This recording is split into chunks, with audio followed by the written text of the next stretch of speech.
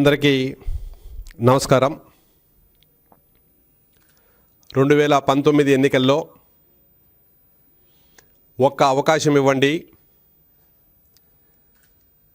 రాజన్న రాజ్యం చేస్తా, రామరాజ్యం చేస్తానని చెప్పి మాయ మాటలు చెప్పి అధికారంలోకి వచ్చినటువంటి జగన్మోహన్ రెడ్డి గారు ఆయన మాయ మాటలు నమ్మిన ప్రజలు ఆ రోజు 50% ఓట్లు 151 సీట్లతో ఆయనకు అధికారాన్ని కట్టబెడితే అధికారంలోకి వచ్చిన తర్వాత పాము తన పిల్లల్ని తానే తిన్నట్టు నమ్మి ఓట్లేసిన ప్రజలను కల్తీ మద్యం, నాణ్యత లేని మద్యం అమ్మి వేల ప్రాణాలు బలికొన్నాడు ఆ రోజు జగన్మోహన్ రెడ్డి గారి ప్రభుత్వం. కల్తీ మద్యమే కాకుండా ప్రశ్నించిన వారిని పైశాచికంగా హత్యలు చేశారు ప్రభుత్వంలో ఉండే పాలకులు. హక్కుల కోసం తిరిగితే కేసులతో ముప్పు తిప్పలు పెట్టింది ఆ రోజు ప్రభుత్వం. అది మనందరికీ తెలిసినటువంటి విషయమే. నమ్మి ఓటేసిన ప్రజలను, ఆశతో ఓటేసిన ప్రజలను, మా జీవితాలు బాగుపరుస్తారని చెప్పి ఓటేసిన ప్రజలను అనేక రకాలుగా దోచుకున్న జగన్మోహన్ రెడ్డి గారి ప్రభుత్వం ఈ మధ్య వాళ్ళ పార్టీ నాయకులు చేసినటువంటి భూ కబ్జాలు బయట వస్తూ ఉంటే ప్రశ్నిస్తే చంపటమే కాదు, కల్తీ మద్యమే కాదు, ప్రజల భూములను కూడా దోచుకున్నారు అన్నది స్పష్టంగా తెలుస్తున్నటువంటి పరిస్థితి. 19 నుంచి 24 దాకా జగన్మోహన్ రెడ్డి గారి అండతో కోట్లు మేసేసిన భూ కబ్జాదారులందరూ పాముల్లో పుట్టల్లాగా ఒక్కొక్కరు బయట వస్తున్నారు. ఇప్పుడు విచారణలు జరుగుతూ ఉంటే నాడు అధికార గర్వంతో బుసలు కొట్టిన భూ బకాసురుల రంగు, వారు చేసిన క్రిమినల్ స్కెచ్లు అన్నీ బయట వస్తూ ఉంటే ప్రజలే నివ్వెరబోయే పరిస్థితి ఈరోజు కనపడతా ఉంది. అధికారం మాది, అడిగే వాడే లేని అనే అహంకారంతో నదులు కాదు, చెరువులు కాదు, అటవీ భూములు కాదు, ప్రైవేటు భూములపై గద్దల్లాగా వాలిపోయి సమాజాన్ని ఏ విధంగా పీడించుకు తిన్నారో ఒక్కొక్కటి బయట వస్తూ ఉన్నాయి. ఆ రోజు ప్రజలు ఉద్యోగాల కోసం, సంక్షేమ పథకాల కోసం, అభివృద్ధి కోసం ఆశగా ఆ రోజు ఓటేసి మాకేదో చేస్తారని ఎదురు చూస్తూ ఉంటే వైసీపీ ఎమ్మెల్యేలు, మంత్రులు మాత్రం నకిలీ పత్రాలు, ఫోర్జరీ సంతకాలతో చెలరేగిపోయినటువంటి పరిస్థితి. బతికున్నోళ్ళను చనిపోయినట్టు సృష్టించడం, అటవీ భూములు 100 ఎకరాలు ఆక్యుపై చేయటం, నదీ భూములను వాళ్ళ పొలాల్లో కలుపుకోవటం మనకు ఒక్కొక్కటి బయట వస్తుండేటువంటి పరిస్థితి. రీసెంట్గా బయట వచ్చిన తమ్మినేని సీతారాం గారి దగ్గర నుంచి జోగి రమేష్ గారి వరకు ఒక్కొక్కరిది ఒక చరిత్ర. అన్ని చరిత్రలు, వీళ్ళు చేసిన భూ కబ్జాల చరిత్రలు అన్నీ తెలుసుకునే ముందు 2019లో ఒక్క అవకాశం ఇవ్వండి, రామరాజ్యం చేస్తానని చెప్పి మాయమాటలు చెప్పి అధికారంలోకి వచ్చిన జగన్మోహన్ రెడ్డి గారు 2024 ఎన్నికల్లో వీళ్ళ పార్టీ నుంచి పోటీ చేస్తున్న ఈ ఆణిమత్యాల గురించి, సమాజాన్ని దోచుకు తిన్న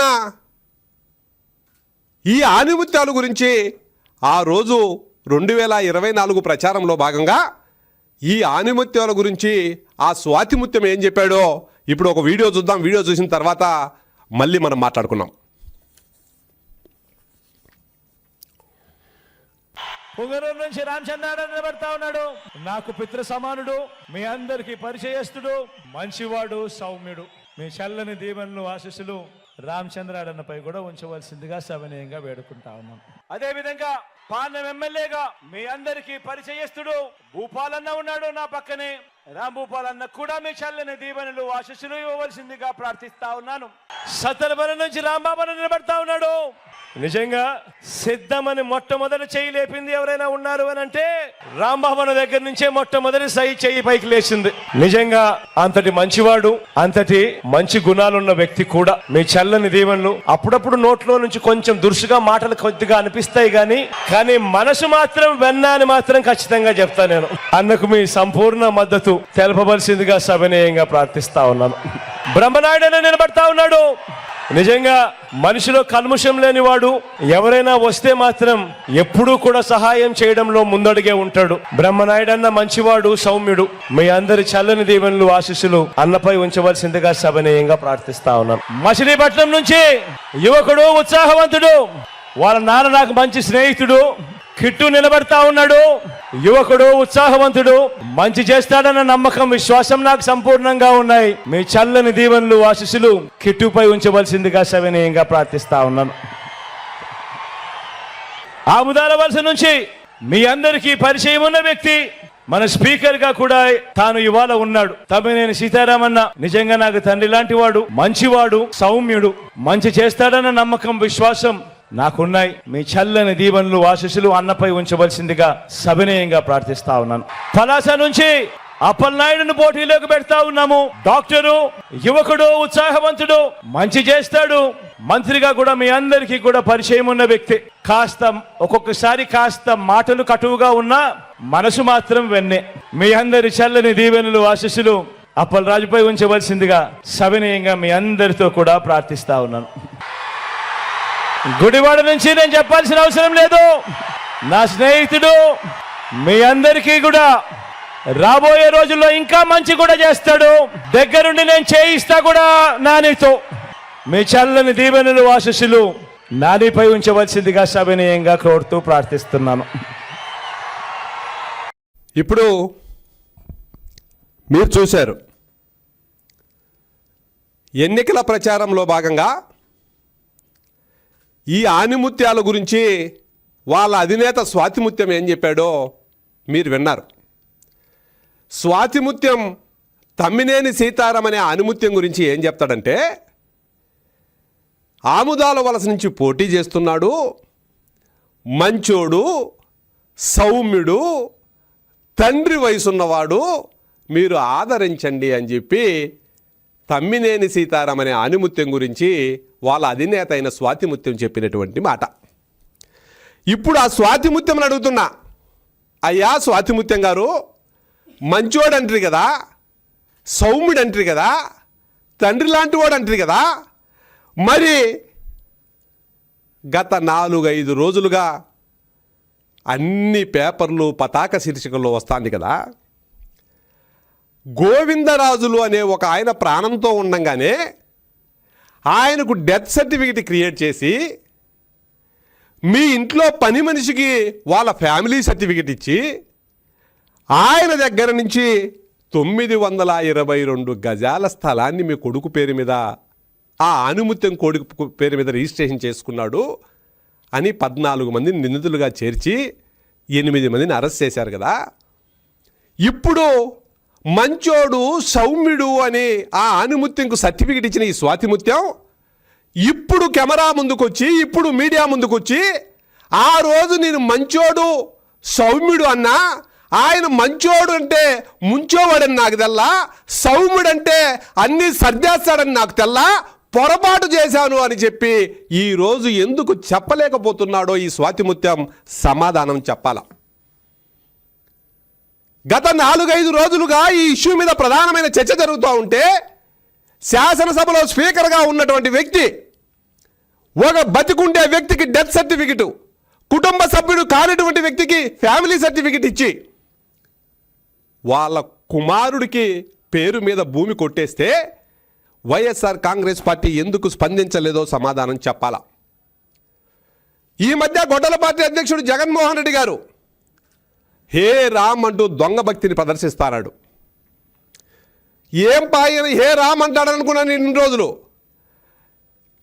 దాని అర్థం హే రామ్ అంటే పారిపో సీతారాం అన్న విషయం నాకు ఈ మధ్యనే అర్థమవుతుంది. మొన్న సీదిరి అప్పలరాజు గారి గురించి కూడా పబ్లిక్ మీటింగ్లో మనసు వెన్న అని చెప్పాడు. ఆ మనసు వెన్నుండే వ్యక్తి ఒక ఆయన్ను చంపేస్తే వాళ్ళ అబ్బాయి ఏదో చిన్నపిల్లోడు తెలియక యాక్సిడెంట్ చేసి చచ్చిపోతే దానికి కేసు పెడతారని మీడియా ముందుకు వచ్చి చెప్పావు కదా. మరి ఈరోజు స్పీకర్గా పనిచేసిన వ్యక్తి ఇంత బరి తెగించి వ్యవహరిస్తే ఏదో వాళ్ళ కొడుకు చిన్నపిల్లోడు తెలియక ఫోర్జరీ చేశాడు, ఏదో చిన్నపిల్లోడు డెత్ సర్టిఫికెట్ క్రియేట్ చేశాడంతే, ఏమన్నా డెత్ చేసినాడా అని చెప్పలేక పారిపో సీతారామని నువ్వే సలహా ఇచ్చావని ఉత్తరాంధ్ర అంతా కూడా అనుకుంటాంది. ఉత్తరాంధ్రలో ప్రజలందరూ తండ్రి వయసు లాంటి వాడని స్వాతిముత్యం సలహా చెప్పాడు. ఈ వయసులో ఇటువంటి పని లేదని చేదరించుకునే పరిస్థితి కనపడతా ఉంది. తమ్మినేని సీతారాం గారు దొంగ డిగ్రీ సర్టిఫికెట్లు మాత్రమే తయారు చేశారు. దొంగ డిగ్రీ సర్టిఫికెట్లతో ఎల్ఎల్బికి అప్లై చేసి దొరికిపోయాడని అందరికీ తెలుసు. ఈరోజు దొంగ డిగ్రీ సర్టిఫికెట్లే కాదు, డెత్ సర్టిఫికెట్లు, ఫ్యామిలీ సర్టిఫికెట్లు కూడా అడ్డంగా దొరికిపోయినటువంటి పరిస్థితి. ప్రభుత్వ విప్ అక్కడ మా శాసనసభ్యులు కోలా రవికుమార్ గారు ఆయనకు ముద్దుగా డుమ్మాబు సీతారాం గారు అని పేరు పెట్టారు. ఇప్పుడు ఆ పేరు మారిపోయి ఫోర్జరీల సీతారాం, దొంగ సర్టిఫికెట్ల సీతారాం అనే పేరు కూడా ఈరోజు వచ్చినటువంటి పరిస్థితి. సీతారాం గారిది ఈ విధంగా ఉంటే ఈయన మంచోడు సౌమ్యుడు అని చెప్పిన ప్రతి ఒక్కరూ ఒక్కొక్క కథ. బొల్లా బ్రహ్మనాయుడు గారు మన రాష్ట్రంలో కూడా కాదు, ఈ రాష్ట్రంలో కూటమి ప్రభుత్వంలో ఇట్లాంటి అక్రమాలు చేస్తే తాట తీస్తారని చెప్పి భయం వచ్చి పొరుగు నుండే తెలంగాణలో ఈ రాష్ట్రంలో ఒక శాసనసభ్యుడిగా చేసినటువంటి వ్యక్తి పొరుగు నుండే తెలంగాణలో ఎకరాకు 100 కోట్లు విలువ చేసే ప్రాంతంలో 9.5 ఎకరాలకు దొంగ డాక్యుమెంట్లు క్రియేట్ చేసి అక్కడ పోలీసులు అరెస్ట్ చేస్తే చెప్పకూడదనేటువంటి పరిస్థితి. ఈయనంటాడు ఈయన ఆనుమత్యం మంచోడు సౌమ్యుడు అని సర్టిఫికెట్ ఇచ్చెళ్ళావు కదా జగన్మోహన్ రెడ్డి గారు. ఈరోజు ఈ మంచోడు సౌమ్యుడు ఆంధ్రప్రదేశ్ పరువును పొరుగు రాష్ట్రంలోకి వెళ్ళి దోచుకొని దొంగ సర్టిఫికెట్లు తయారు చేసి తీసేస్తే ఇప్పటి వరకు ఎందుకు చర్య తీసుకోలేదో వైఎస్ఆర్ కాంగ్రెస్ పార్టీ సమాధానం చెప్పాల్సిన అవసరం ఉంది. ఇంకో కరుణాకర్ రెడ్డి గారి గురించి చెప్తాడు. కరుణాకర్ రెడ్డి గారు మంచోడు సౌమ్యుడు, మా కుటుంబానికి అత్యంత ఆత్మీయుడు, తిరుపతిని అన్ని రకాలుగా అభివృద్ధి చేస్తాడు అని చెప్పి మాయ మాటలు ఎన్నికలకు ముందు చెప్పావు కదా. స్వర్ణముఖి నదీ ప్రాంతంలో స్వర్ణముఖి నదిని 9.5 ఎకరాలు ఆయన పొలంలో కలుపుకొని దోచుకున్నాడు కదా. టీడీఆర్ బాండ్లలో 100 కోట్లు దోచుకున్నాడు కదా. తిరుమలను అపవిత్రం చేశాడు కదా. మరి ఇంటన్నిటికీ సమాధానం ఈరోజు వైఎస్ఆర్ కాంగ్రెస్ పార్టీ జగన్మోహన్ రెడ్డి గారు చెప్పాలా. నువ్వు ముఖ్యమంత్రిగా ఉంటే డిఫాక్టో ముఖ్యమంత్రిగా సకల శాఖ మంత్రిగా ఉన్నటువంటి సజ్జల రామకృష్ణారెడ్డి గారి కుటుంబం కడప జిల్లాలో 55 ఎకరాలు అటవీ భూములు కబ్జా చేశారని ఈ మధ్య సర్వే చేసి స్వాధీనం చేసుకున్నారు కదా. దాని మీద కూడా సకల శాఖ మంత్రి మంచోడో సౌమ్యుడో సకల శాఖ మంత్రికి నువ్వు ఏం సర్టిఫికెట్ ఇస్తావో 5 సంవత్సరాలు సలహాదారుడుగా ఉండి అటవీ భూములు ఏ విధంగా దోచుకోవాలా, ప్రజాధనాన్ని ఏ విధంగా దోచుకోవాలా, ప్రతిపక్షాలను ఏ విధంగా వేధించాలా అన్న దాని మీద ట్రైనింగ్ ఇచ్చావో, సలహాలు ఇచ్చాడో దాని మీద కూడా సమాధానం చెప్పాలా. దిక్కు మక్కు తెలియకుండా అధికార అహంకారంతో కళ్ళు మోసుకుపోయి ఏం చేసినా చెల్లుతుందని ఒక భావనతో మంత్రి పదవి కోసం ఎక్కువ బాబుగారిని తిడితే బాబుగారి ఇంటికి పోతే మంత్రి పదవి వస్తుందని ఆశతో ఆ రోజు బాబుగారి ఇంటి మీదకే దాడికి వెళ్ళాడు జోగి రమేష్ అనే ఒక వ్యక్తి. కల్తీ మద్యం చేసిన దాంట్లో స్పాన్సర్ చేస్తావు.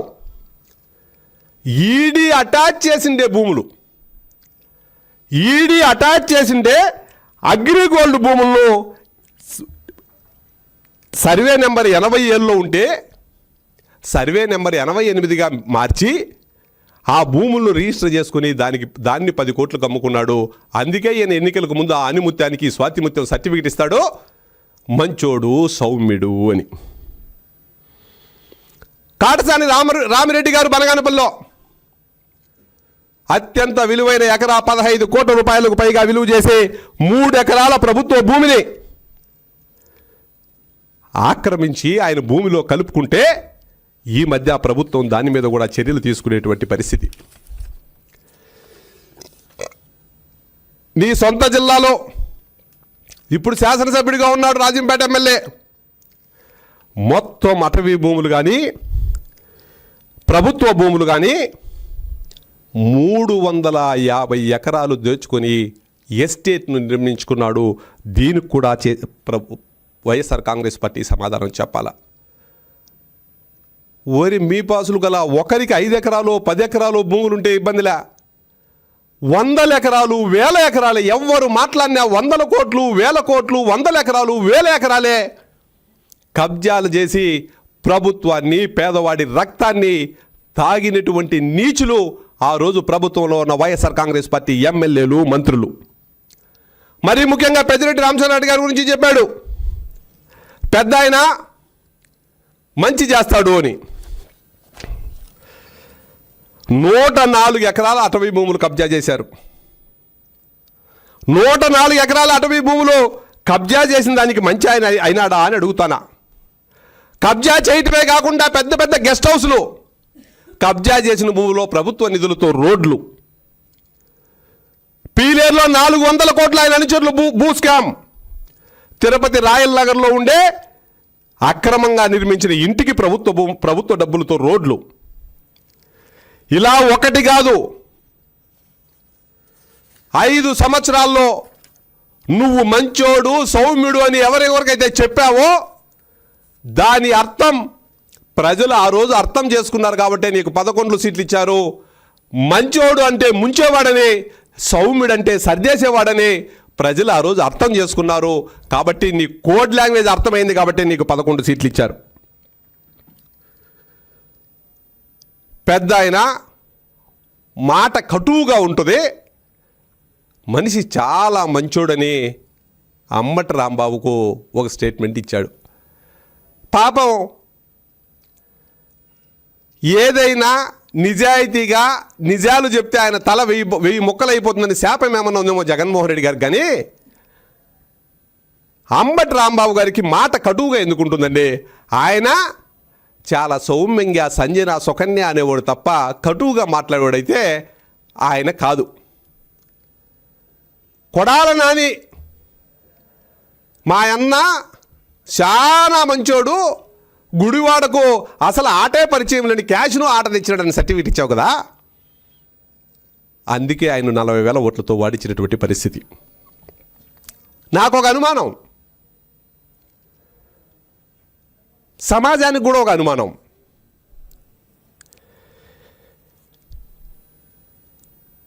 తేడాగాళ్ళందరూ వైఎస్ఆర్ కాంగ్రెస్ పార్టీలోనే ఉన్నారా, లేక ఆ పార్టీలో చేరిన తర్వాత ఈ విధంగా అయ్యారా అన్నది మాత్రం ఎవ్వరికీ అంతు చిక్కని ప్రశ్నలాగా మారిపోయింది. కొడాల నాని అనేవాడు తెలుగుదేశం పార్టీలో ఉన్నాడు, వల్లభనేని వంశీ అనేవాడు తెలుగుదేశం పార్టీలో ఉన్నాడు. ఆ రోజు ప్రతిపక్ష పార్టీల మీద, ప్రతిపక్ష పార్టీ కుటుంబ సభ్యుల మీద, ప్రతిపక్ష పార్టీ నేతల క్యారెక్టర్ల మీద మా పార్టీలో ఉన్నప్పుడు ఎప్పుడూ అలా మాట్లాడలా. మరి మీ పార్టీలోకి వచ్చాక ఆ విధంగా ఎందుకు రెడీ అయ్యారో చెప్పాలా. పేర్ని నాని కాంగ్రెస్లో ఉన్నాడు, నా స్నేహితుడు కొడుకు ఓట్లు వేయమన్నావు కదా, కాంగ్రెస్లో ఉన్నప్పుడు ఆయన ఎప్పుడు మాట్లాడలా. మీ దగ్గరకు వచ్చినాక ఆ మాటలేంటో, పేదవాడు కడుపు నింపుకునే రేషన్ బియ్యం దొంగతనం చేసుకోవటం ఏందో ఈ స్వాతిముత్యం పార్టీ సమాధానం చెప్పాల. దేవినేని అవినాష్ అనే ఆయన మా పార్టీలో ఉన్నాడు. మా పార్టీలో ఉన్నప్పుడు ప్రజా సమస్యల మీద పోరాటం చేశాడు. మీ పార్టీలోకి వచ్చాక మా దేవాలయం లాంటి పార్టీ కార్యాలయం మీద దాడి చేసినటువంటి పరిస్థితి. ఇవన్నీ చూసిన తర్వాత నువ్వు 2019 ఎన్నికల్లో ఒక అవకాశం అడిగావు. 5 సంవత్సరాలు ప్రజల మాన ప్రాణ భూములకు దేనికి రక్షణ లేకుండా చేశావు. చేయటం వల్లే ప్రజలు నీకు 11 సీట్లకు మాత్రమే పరిమితం చేశారు, ప్రతిపక్ష హోదా కూడా రాకుండా చేశారు. 24లో తెలుగుదేశం పార్టీగా మేము అధికారంలోకి వచ్చాం. ఎక్కడైనా ఏదైనా చిన్న చిన్న పొరపాట్లు జరిగితే మా నాయకులు చిన్న చిన్న పొరపాట్లు చేస్తే గంటకు లోపలనే పార్టీ నుంచి సస్పెండ్ చేస్తాం, వాళ్ళ మీద కఠిన చర్యలు మేము తీసుకుంటాం. మా పార్టీ కార్యకర్త జగన్మోహన్ రెడ్డి గారి సతీమణి గురించి ఏదో మాట్లాడాడని ఆయన మీద కేసు పెట్టి అరెస్ట్ చేయించినటువంటి చరిత్ర నారా లోకేష్ బాబు గారిది, తెలుగుదేశం పార్టీది. నిన్న గుంటూరులో ఇన్సిడెంట్ జరిగితే అర్ధరాత్రి 11 గంటలకు ఆ వ్యక్తిని సస్పెండ్ చేసిన చరిత్ర తెలుగుదేశం పార్టీది. సత్యవేడ ఎమ్మెల్యే గారికి ఏదో ఒక వీడియో బయట వస్తే గంట లోపల యాక్షన్ తీసుకున్న చరిత్ర తెలుగుదేశం పార్టీది. ఇలా ఎక్కడైనా చిన్న చిన్న ఇష్యూలున్నా, చిన్న చిన్న పొరపాట్లు చేస్తున్న మా నాయకులు అధికారంలో ఉండే పార్టీగా మేము ఆదర్శంగా ఉండాలా, ప్రజా జీవితంలో ఉండే పార్టీ, ప్రజల మంచి కోరుకుండే పార్టీగా మేము చర్యలు తీసుకుంటున్నాం, చర్యలు తీసుకుని ఆదర్శంగా నిలుస్తాం. ఇప్పుడు నేను ఇందాక చెప్పా, పెద్దిరెడ్డి రామచంద్రారెడ్డి గారు అటవీ భూమి ఎంతనో, సజ్జల రామకృష్ణారెడ్డి గారు అటవీ భూమి ఎంతనో, తమ్మినేని సీతారాం గారు డెత్ సర్టిఫికేట్ క్రియేట్ చేసి కొట్టేసిన భూమి, ఈడీ అటాచ్ చేసి భూమి అమ్మేసిన జోగి రమేష్, ఒక నిరుపేద కుటుంబానికి ఆసరా లేకుండా చేసిన సీదిరి అప్పలరాజు కుటుంబం, కాటసాని రామిరెడ్డి గారు ప్రభుత్వ భూమి ఆక్రమించడం, 350 ఎకరాలు ఆకేపాటి అమర్నాథ్ రెడ్డి గారు ఆక్రమించడం,